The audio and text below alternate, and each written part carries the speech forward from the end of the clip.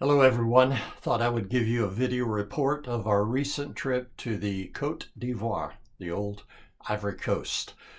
February the 16th through the 20th, Eric Brown, missions pastor at Central Baptist Church in Jonesboro, Arkansas, a church I formerly pastored, invited me to go with him to teach at a pastor's conference in Yamoussoukro, about 3 hours north of Abidjan in the Ivory Coast.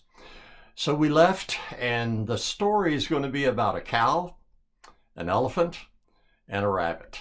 So we arrived in Abidjan, then got in a car to take a 3-hour trip north to Yamoussoukro, where the pastors were gathered and other people as well for this conference.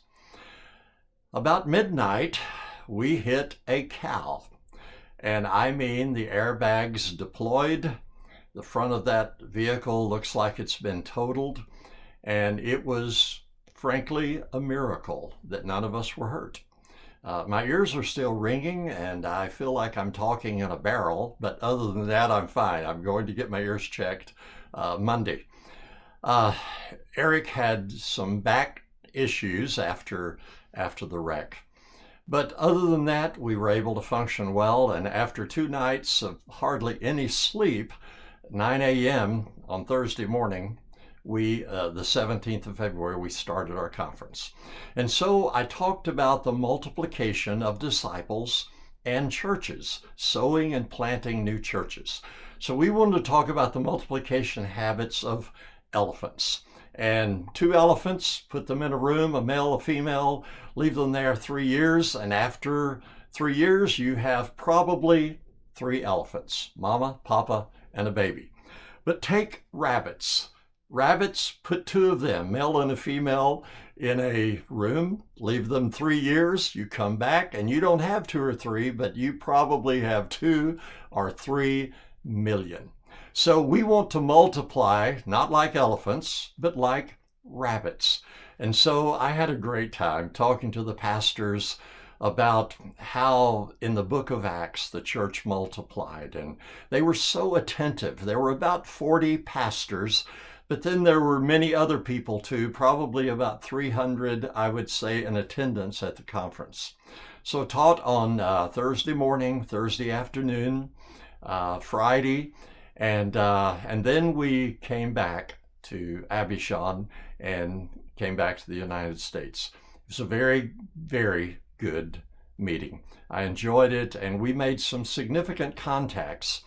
John Laba, who is our executive director for Africa operations for LePont International, he and his wife Priska came over from Togo to the Ivory Coast to be with us for that conference. So we got to make some great contacts with Ivorian pastors and other leaders, and we believe that's going to open the door for us to work in the Ivory Coast in the future.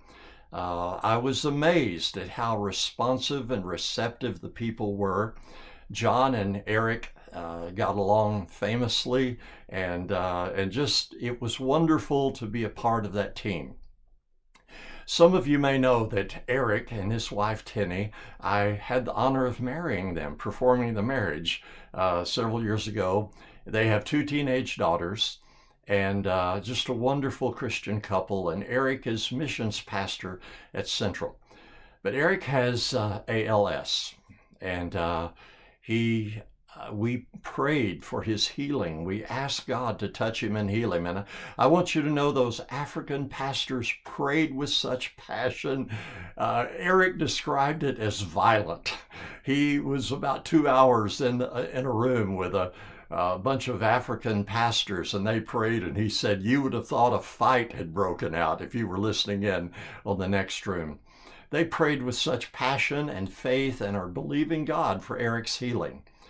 We came back, and I was on the plane flying from Atlanta back to DFW, and I had been praying for Eric this entire time. Lord, heal him, do a work in his life, and I believe God is doing a work in Eric's life and in the lives of many, many of us, both Americans and Africans. But on the plane, it just hit me like a clear light coming on. Pray for the cure for ALS. Just ask God for a cure. Pray, because there are many others like Eric. And of course, I love Eric and I want God to heal him. But I'm aware of others suffering with the same very hard disease. And then the second thought, pray for a cure, is that the person sitting next to me in the airplane, perhaps she knows about ALS. Maybe she's even a research scientist. Maybe she's even working on a cure to ALS. Just ask her if she knows anything about ALS. Well, she was in a posture where a do not disturb posture, and she was reading the whole time. And I said, well, Lord, I'll have to have some kind of indication. And about that time, the pilot came on announcing our approach to Dallas, and she laid down her phone where she was reading and looked up. And then I took advantage of that and I said, excuse me, do you know anything about ALS? And she said, no, I don't.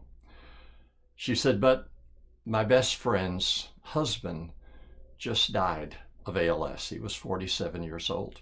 And I said, well, I'm very sorry. I'll pray for him. And then she said, my daughter is a student at Baylor University, and she is studying neuromedicine.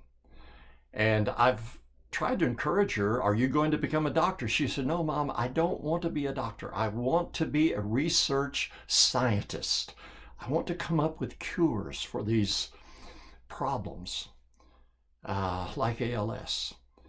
And I said, would you please tell her that I'm praying for her and that I'm praying for others like her to discover a cure for ALS.